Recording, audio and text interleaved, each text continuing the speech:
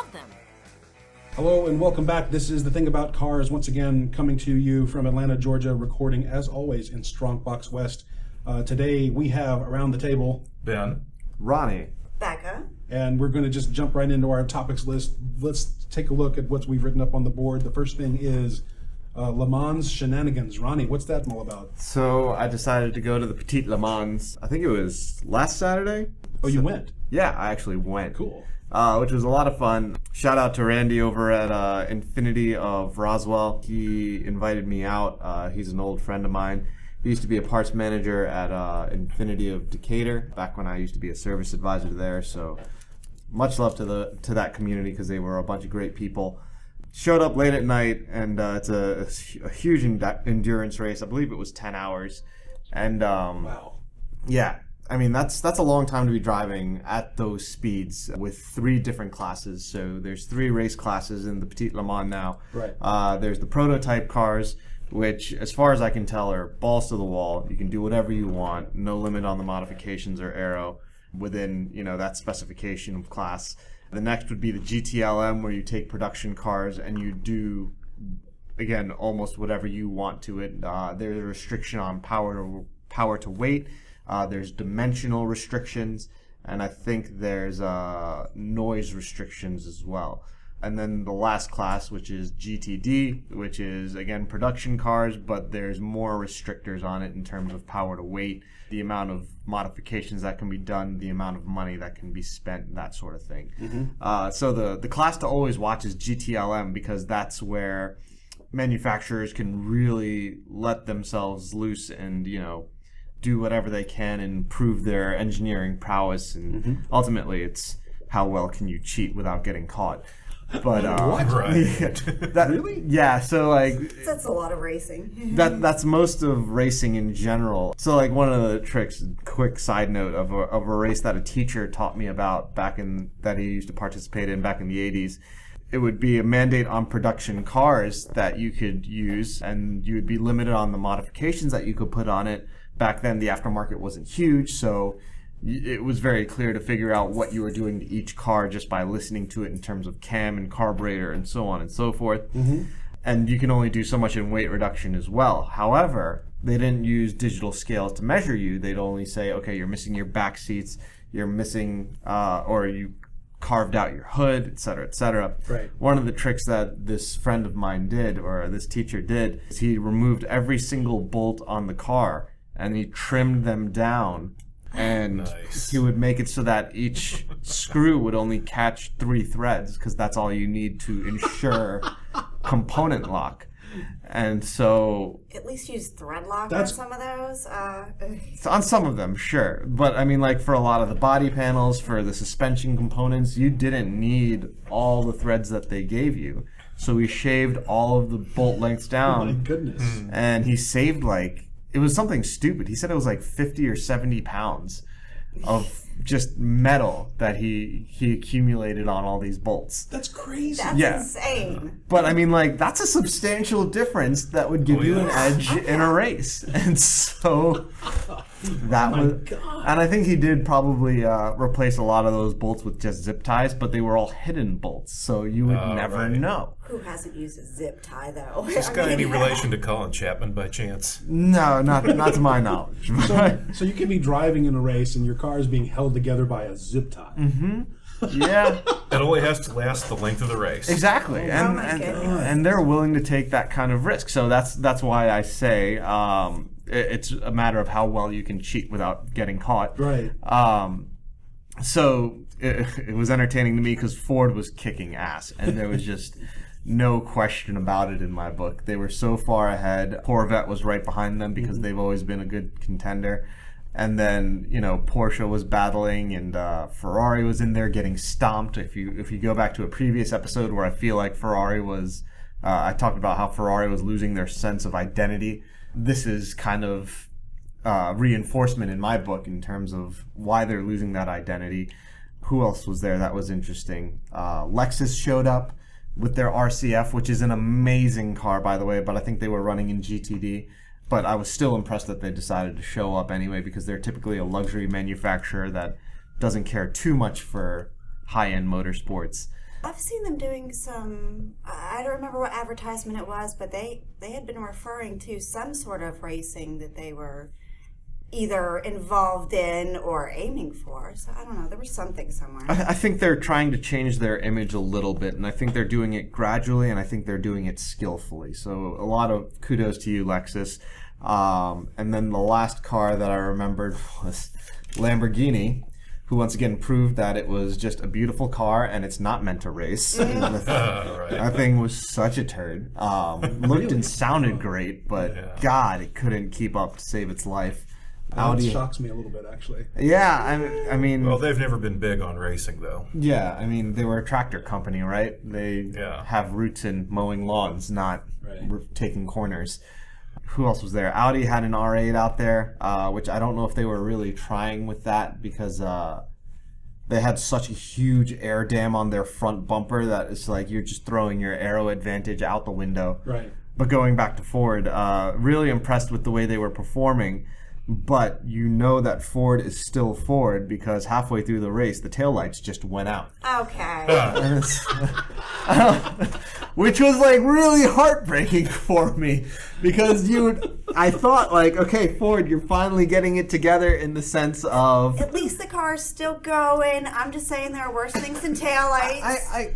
I guess, but when it's a 10-hour race that starts at 11 a.m. and goes to 9 p.m. You need your taillights. And like taillights go out somewhere around 6 p.m. when the sun's going down and you're going at 170 miles an hour on a back straight going into 10A, 10B, you know, those brake lights really help the guys that are behind him from plowing it. But I mean... It's encouraging them to keep up so you can see them. That's all it is. It's something like that, I guess. It's just... For all the changes that Ford has made from 2013 on up, you know, where they changed their image, they changed their brand. I respect them for not taking the money on the bailout back in the 2008, 2009 era.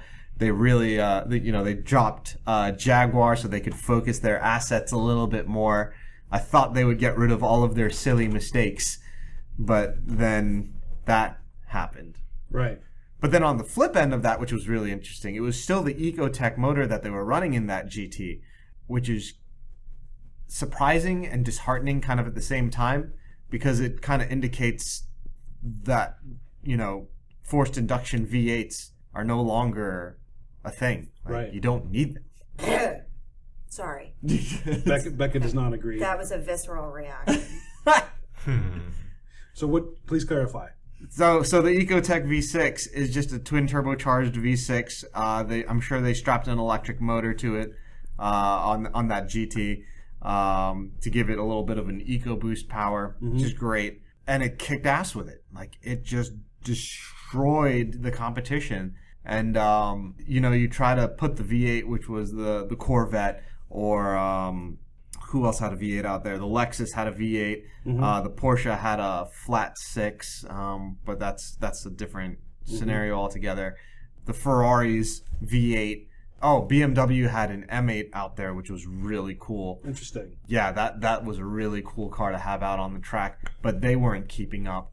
I mean, Ford secured first and third with a twin-turbo V6 with an electric engine strapped to it. So it's kind of making the statement, you don't need V8 power anymore. Right. Sorry. I can't help it. It's knee-jerk. It's just...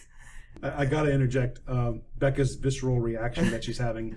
In an earlier episode of The Thing About Cars, she bemoaned the loss of an optional V8 since Ford decided they weren't going to produce them anymore. Yeah. Well, they still have V8s, but they are very limited in what receives one. So my issue was when I had to have a family car option, I couldn't find a four-door V8. They're very restricted. So I don't know. Knock on every bit of word I can find in here. So far, the Mustang still keeps its V8 option, and they've got like the F-150 with the option and whatnot. Hopefully that never goes away. But yeah, it was the four-door V8 that was impossible to find. And Ford being the devil that I know, I would rather stick with them. But now I'm actually representing the big three. If anybody's counted my cars. I have one from each of the big Yeah, three. you do. You have one. So, and that's Ford's fault. So, anyways. So you had a good time. I had a great time. I mean, the thing about when you go to a race, you're not going to the race. You're going to drink and poon and cause shenanigans and ride your bike and make redneck friends and. I have enough redneck friends. I could I mean, you can only. It's kind of like baseball, right? You watch the first 2 innings, you kind of doze off, have beer, hot dogs, and Cracker Jacks for another 5-6 innings, and then you pay attention to the 9th inning. Right. So it goes with the race also. You go to the paddocks, you go to the merchandise places where you spend way too much money on T-shirts and model cars. You can spend $80 on a model car that you could have gotten for $20 on Amazon. Right. But since you're there, you may as well. I had my fixed gear bicycle that I was riding all around Road Atlanta, and random people would stop me and shake my hand and say, "You must have some beast legs to be riding that fixed gear around here." So, well, thank you, sir. That was a pickup line. Yeah, I wanted to wasn't. see your legs. I wasn't sure how to feel about that. Fortunately, I was wearing jeans that wouldn't roll up very easily, as per the fashion of these days. Come on, Ronnie. If you got it, you flaunt it. I guess. You've been wearing bicycle shorts. For our listening audience, we must remember that I am a brown man that was in the far north of Georgia for the weekend. Wait, what does that change anything with bicycle shorts? It's just it makes you exotic. That's all. Yeah. There you go. There you go. All you need is an accent. You're exotic. Yeah. I mean, I don't know what attention I could attract. It may have been an educational experience for some of those that are in the deep backwoods up there in the north. But at the same time, wait, what are you going to educate us on by wearing No. Wait. No. Oh, I'm thinking of. I don't remember the corner. It was down somewhere by Cheshire Bridge, going out a little bit. Remember the guy? You spent a lot of time there? I'm just staring at him now. The guy that used to stand on the corner with the bicycle shorts and the. Oh, that guy. Baton Dave or something? No, you're on the cross-dresser. He used to hang out in Buckhead. Baton Bob is a cool guy. He's an Atlanta tradition. He used to live in like St. Louis or something, but Baton Bob is not who we're talking about. No, this is the guy with the bike, that stretchy guy. bike shorts and the huge package. Yeah. So we'll leave it there.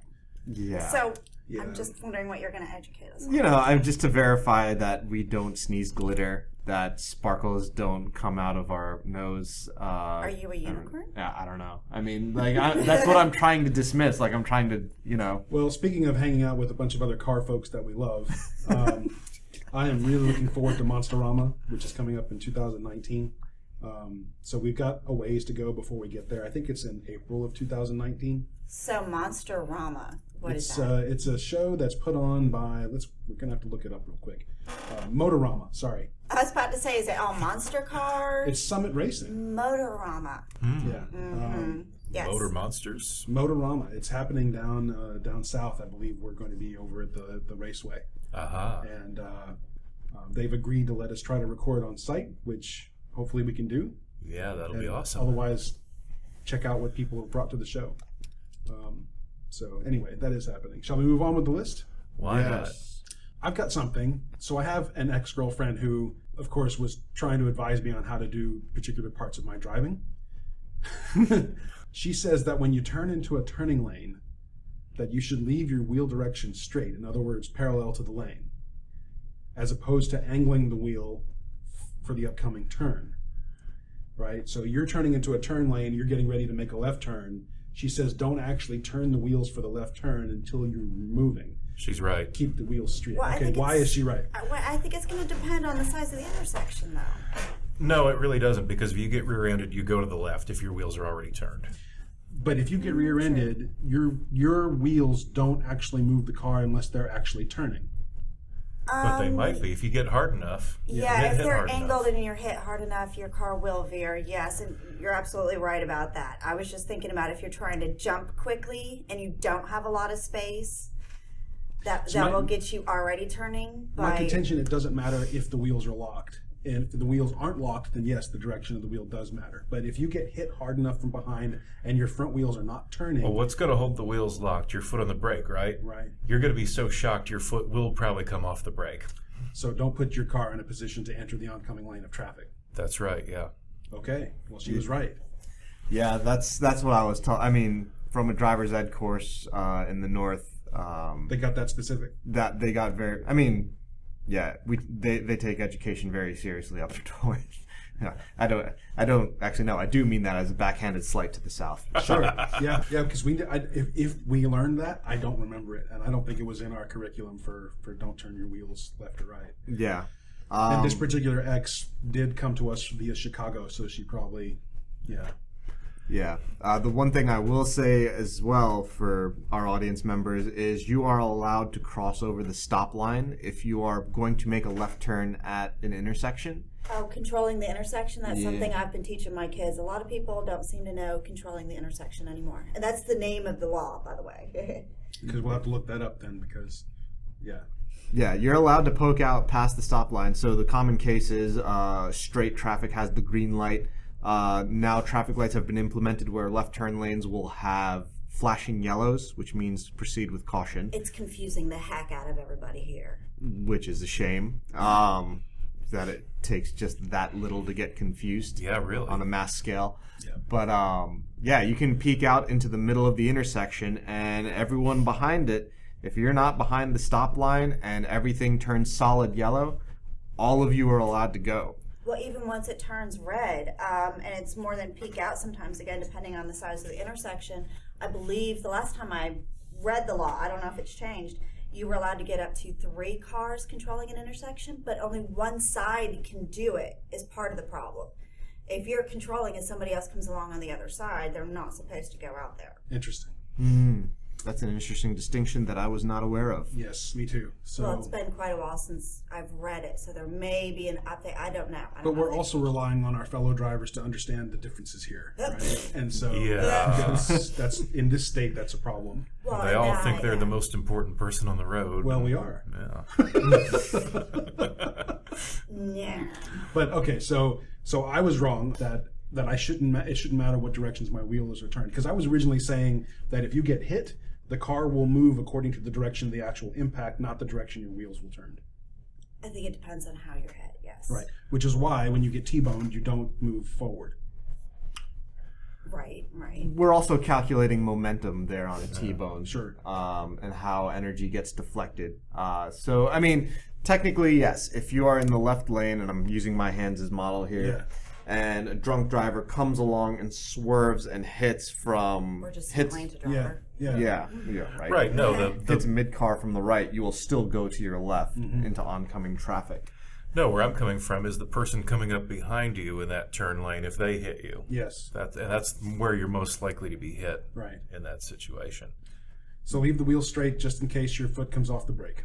Yeah, because besides, if you need to turn quickly, it's nothing to do this. And of course, I'm doing another hand motion. There's nothing to give your wheel a quick flick, as you get going. So, Right. especially in this era when everything has power steering. Yes. Well, most everything. Well, let's take a quick look at our list. Is there anything we can hit in the next 5 minutes? Is there a short topic that's up there, or do we call this episode complete and move on to the next one? On the same topic, what's with everybody suddenly thinking that left-hand turns have right-of-way all the time? Has anybody else No. noticed that? This is happening? The last couple of years, and I know that they've been putting up some yield signs at right-hand turns, and that's new-ish in the last couple of years, and I don't know if that's just confusing the... Can't think of something that's not an expletive here. It's frustrating to me. Everywhere I go, left-hand turn people are trying to run over the right-hand turn people. And unless we have a yield sign, what are you doing? It actually just happened on the way here to Strongbox for me. I was going, a light turned green and I was going straight, and someone was snoozing on the opposite side and tried to turn left into me. Oh. Yeah. Fortunately, I'm paying attention, so I hit my brakes in time, and That's good. it's crazy how It's bad crazy how, people are driving. Exceptionally bad, but on my way home I run across it continuously. There's this one intersection to get to my house, and I'm coming from the direction of turning right, and there's people constantly coming through the intersection. It's a nasty intersection too. Is it a stop sign or a stop light? It's a stoplight. You don't suppose people are just trying to beat the light? No, I think people are being jerks. Okay. I'm being nice there. I was trying to find a nice, clean way of saying that. But no, and they're always trying to just run over people turning right. Now, if the light is changing and they need to clear the intersection, then that's fine. They need to be doing that. They need to be clearing it, and the people turning right need to understand that. Right. Right. So that's been one of my frustrations. Well, yeah, we live in a world now of impatience. Me first, gotta do it. You know, and it's just we're all just impatient clods now. Mm-hmm. That's why I still say, listeners, write to your Congress people, your state representatives and the such, and find ways to implement public transportation laws so that we can get better public transportation. And while it's another topic, I think this ties into the trend I've seen of people merging onto highways, assuming the right of way. oh my God. Yeah. And now we've got the left-hand merge from the new, what are they calling it? The new express lanes. Yep. Which I still think all that middle area should have been used for more trains. But in Atlanta, mass transit is a more complicated Well, your conversation. political leaders decided that a revenue-making agenda was more important than a public service agenda. Well, and there are multiple counties involved in the metro area and various coffers funds, and everybody not wanting to pay the expenses and wanting to reap all the money. And I read the description. I mean, and we'll cut off after this one because we're running a little long on time. But so they did an express lane down in my neck of the woods on the south side on 75 in McDonough, and there was another one in construction at the same time. It may have been one of the ones on 75 on the northern end of town. And the fine print actually said that the funds gained by getting people to pay for express lane access wouldn't actually be used on road expansion projects. They didn't tell you where those funds would go. They're supposed to disclose that, aren't they? Well, I mean, I'm sure it's disclosed somewhere else if I wanted to dig deeper. And in the words of Douglas Adams, go search in a filing cabinet under the third basement of some sort of disused public service building somewhere. Bring a flashlight. Bring a flashlight. So, but so those funds just said up front that this is, I mean, those projects said up front that those funds were going to be used for something that wasn't necessarily more road work. How just patching the potholes. Yeah, really patching the potholes. God.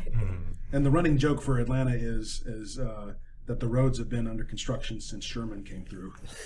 At least, yes. It'll be a nice city if they ever finish it. Yeah. On that note, let's call it a day, and we will see you at our next episode. We are The Thing About Cars. Please check out our website, thethingaboutcars.com.